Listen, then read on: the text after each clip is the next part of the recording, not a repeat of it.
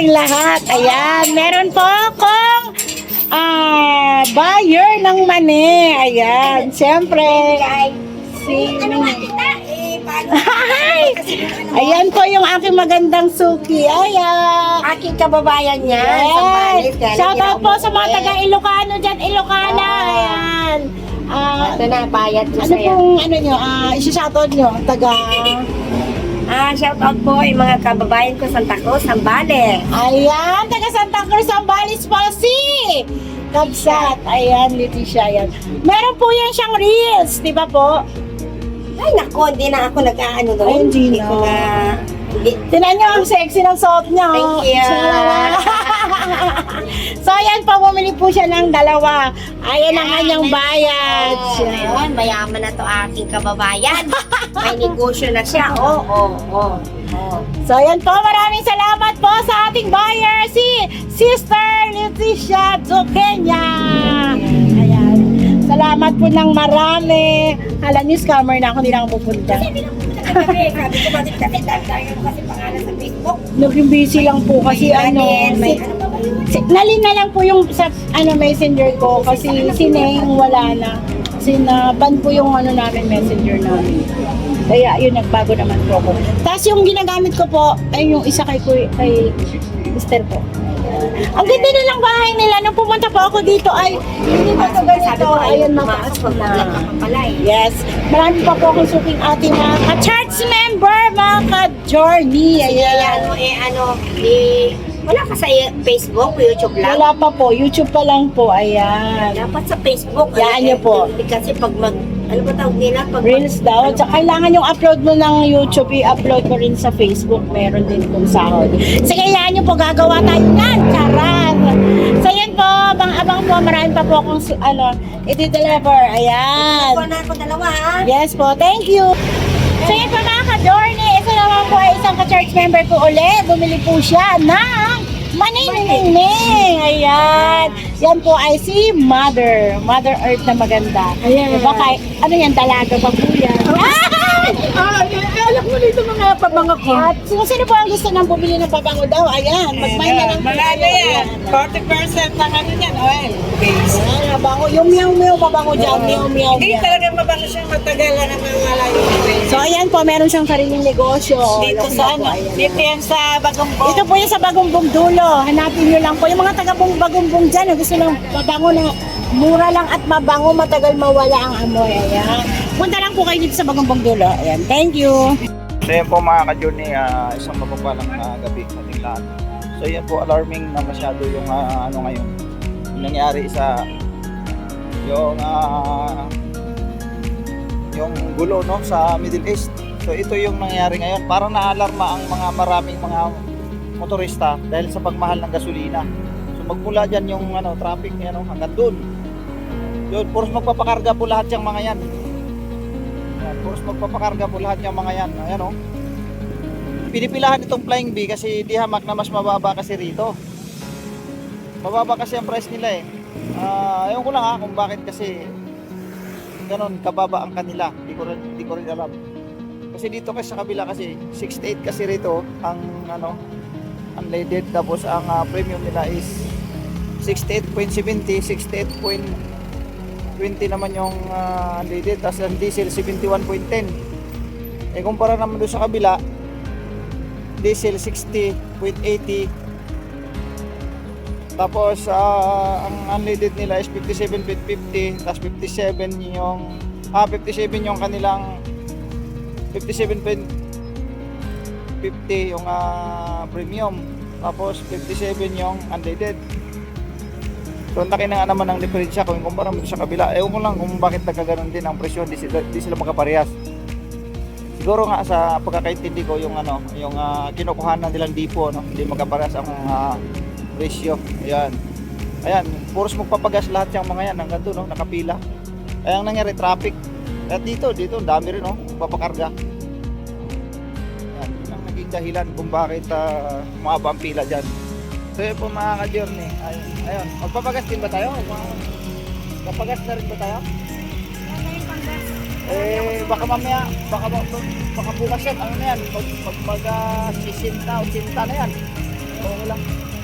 Bakit tayo? Huwag mo rin kayo magpagas. O di tara na. Ayaw mo, ayaw mo.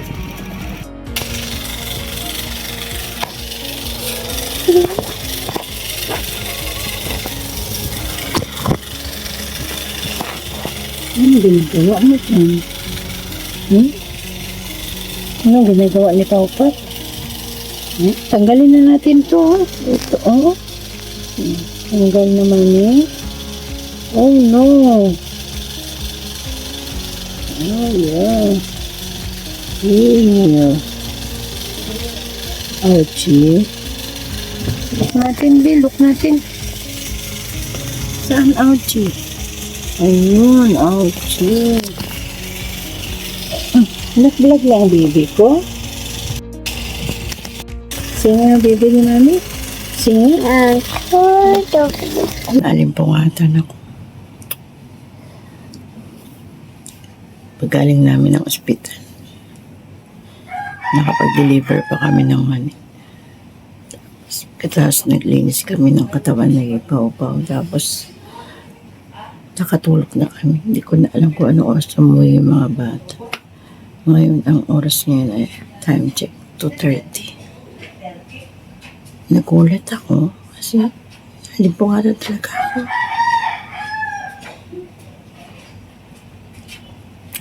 Hindi ko magalaw dito sa terrace.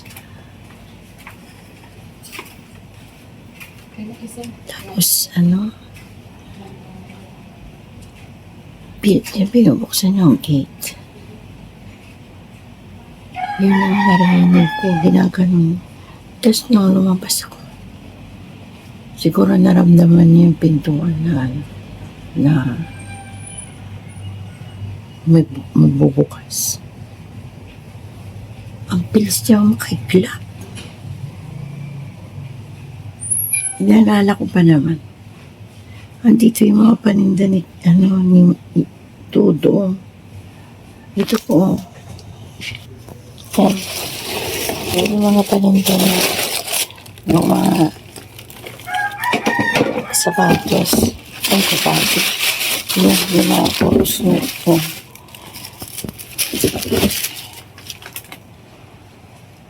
Tapos may mga sinampay pa ako.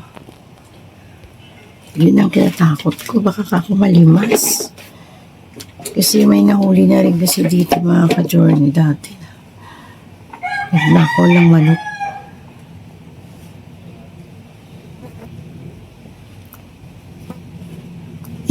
Yung gate po namin, sira, nahulog.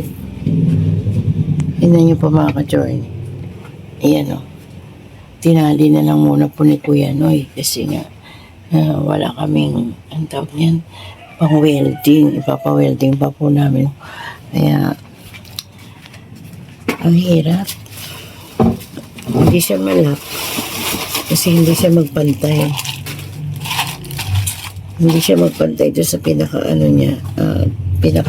niya mga kapatid. Kinabahan ako kasi baka mamaya malimas yung mga crocs ni Dudong. Ang dami pa naman ngayon magnanakaw. Kaya inisip ko kung kahit siguro magpalagay ako siguro ng ilaw na may CCTV.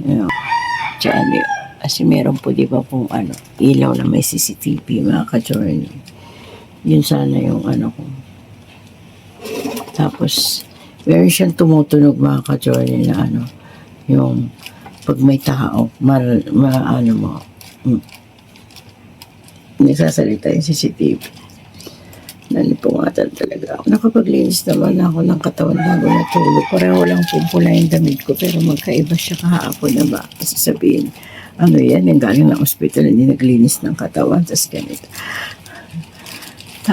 Lakas ng kaba ng dibdib ko mga ka-journey. Grabe nga. Aray ko. Grabe yung lakas ng kabilang dibdib ko na natakot ako.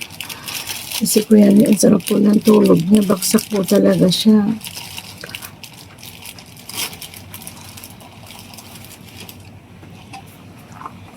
Hindi na po namin naisipan na kumain kagabi pagdating namin. Pero kasi pag nang galing kami sa ospital mga ka-journey, inabutan na kami doon ng tanghalian. Hapon na kami nakauwi. Naglugaw kami. Kumain kami ng lugaw. Tapos yun lang. Tapos natulog na. Yun, pagkatapos namin magtinda kagabi. Yung iba nga meron pa natira dyan. Kasi hindi ko pa naibigay yung ibang order. Pero kapraso na lang po dahil magluluto na naman ako mamaya ng mali. Bibili muna ako ng mga bawang, tsaka sili, sa mga stainless na lagayan kasi nga planggana lang po yung lagayan ko, yun gagawin ko. Bibili ako dun sa labasan. Anak, aray ko.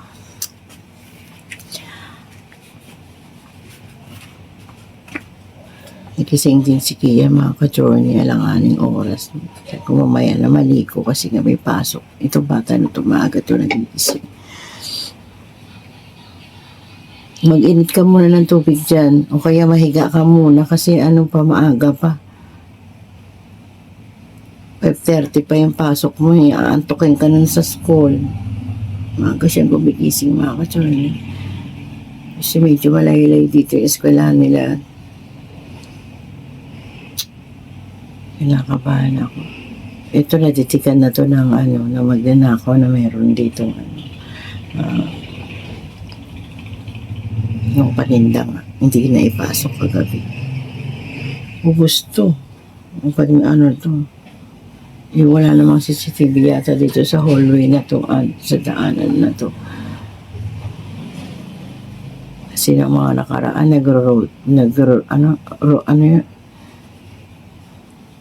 yung nag-iikot yung mga tanod kasi may nabalitaan na naman sila may nagnakaw doon banda sa baba yata yung sinabi ng tanod. Kaya nakakabahala din mga ka-journey. May dumaan na nga kasi madaling araw na siguro malayo yung Pero tahimik po dito mga ka-journey, sobrang tahimik. Kami lang yata maingay dito. Yung dadaan na naman.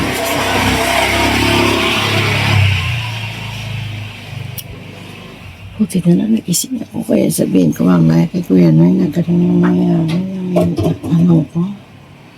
Narinig ko na binubuksan yung gate namin. Talagang tumutunog. Kung pusa lang yun, hindi mo yun. Hindi ko siya nakita, pero talagang naramdaman kong yung gate namin. Hirap kasi siya dahil buhatin mo pa siya dahil hindi nga po siya magpantay. Ayan, hindi po sila pantay. Kailangan bubuhatin mo siya para mabuksan yung gate. Puro pigpilit niyang iganon. Kailangan nakalaka. Tapos yung washing ko pa nakalimutan ko din ipasok kasi nga nung naglaba ako, hindi ko natapos yung labahin ko. Tapos, ayun nga. Pero kasi kahapon, hindi natulog sila makasama yung mga kaibigan niya, sila Ian, sila Dion, dito sila. Sila natulog.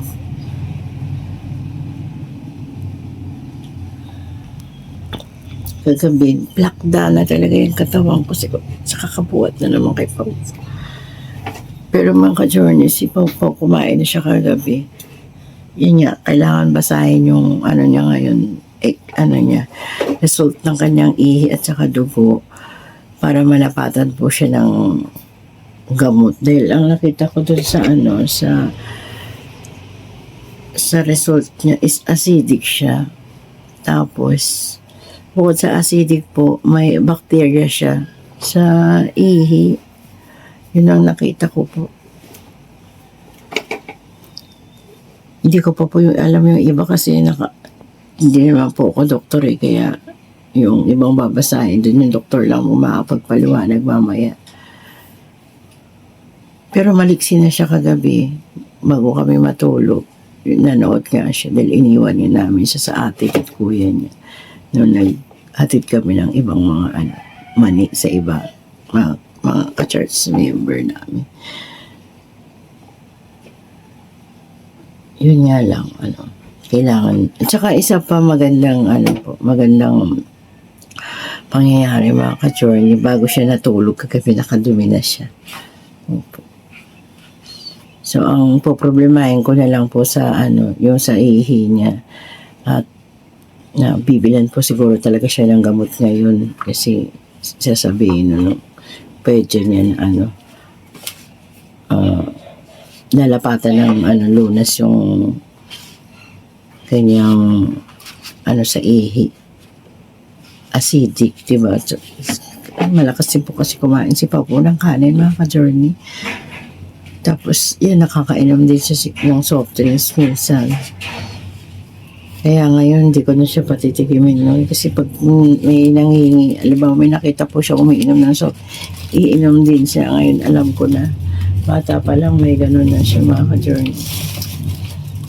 Na kapag kasi mahirap po may sakit yung bata.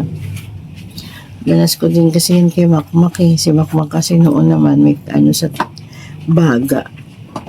May tubig yung baga niya nung baby pa siya. Tapos kada badada pa siya, iiyak siya, nahihimatay siya, nangingitim na yung labi niya. Ito naman kay Pau Pau, ito bata pa lang. At pero nung inano po siya dun sa ospital dati, yung panganak niya, yung board screening, mga okay naman po lahat. Ngayon lang talaga mga ka-journey.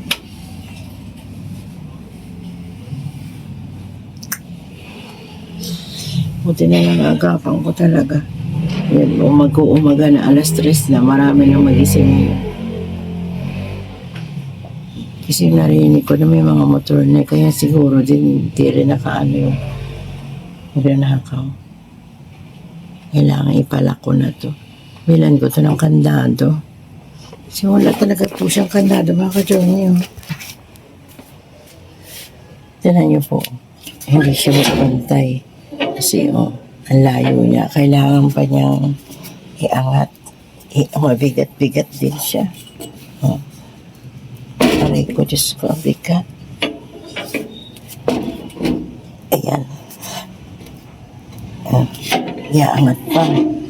Narinig ko siya kanina. Ganon. Kasi kung pusa yun, hindi dito yun. Dito yung dadaan ko po sa'yo, di ba? Dito, tatalo na lang siya. Hindi. Ito.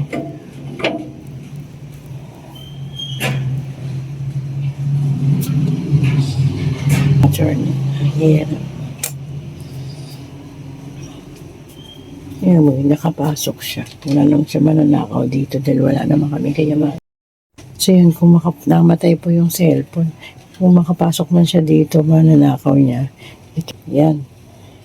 Ito. Ito na ito. Abot siya. Ito siya. Naabot siya. Pero kasi inisod ko na siya. Tapos, kung dito naman, kung papasok naman siya dito, magigising kasi mga may natutulog dito eh. Yan eh. Yan dyan. Tulog sila oh. Yan.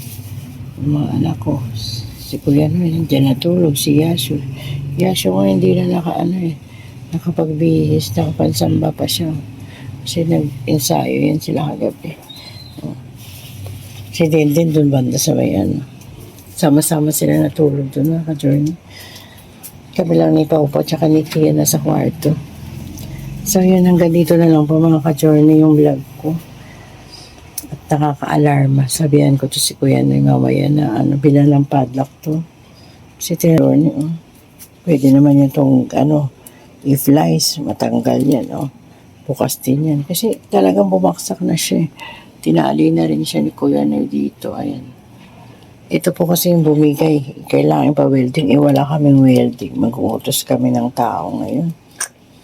Delikado talaga. So, journey, hanggang dito na lang po yung vlog ko. Maraming salamat po. Maging aware na tayo ngayon. Kami pala. Kailangan natin pag kumatulog, inspeksyonin lahat. Kasi ito nga, delikado talaga yung natin. Kalagayan natin ito. Maubos man niya yan. Yari naman ako kay Dudong. Kasi kay Dudong yan eh. Dito sa akin. Lagay rito. Aray, ang bigot. Masasira na ako. Ito ko muna ito ilagay. At least ito kita pagbukas yung pinto. Ano yan o. Sadali na lang o. Hindi na lang isarado yung pinto. Kasi magkano din halaga nito. Nasa 1,000 ka tumahigit. Nasa 3,000 pa yan. Hindi lang namin mailatag. So yun po, maraming salamat po sa mga nag-pray po kay Baby Tina na maging okay. Ngayon po mag-uumaga na babalik po kami ng ospital, tapos tataretso naman po kami sa school ni Wendy kasi pag-usapan niya po yung tungkol sa kanyang pag-aaral.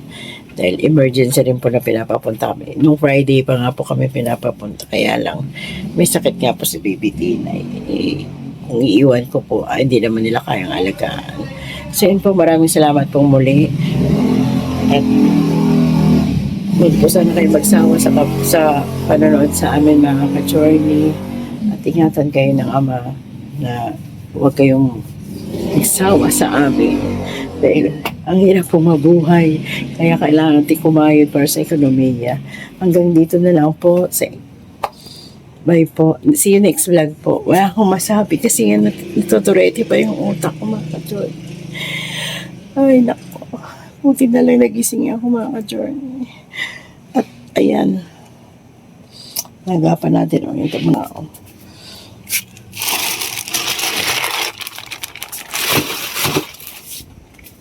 saan ang isa nito? Ba't hindi mo ito kayo?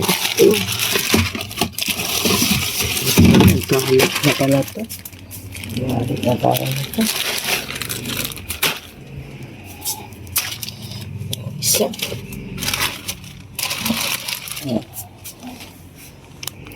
Ayusin ko muna ito mga ka-journey. Nakangagula si Dito. See you next vlog po.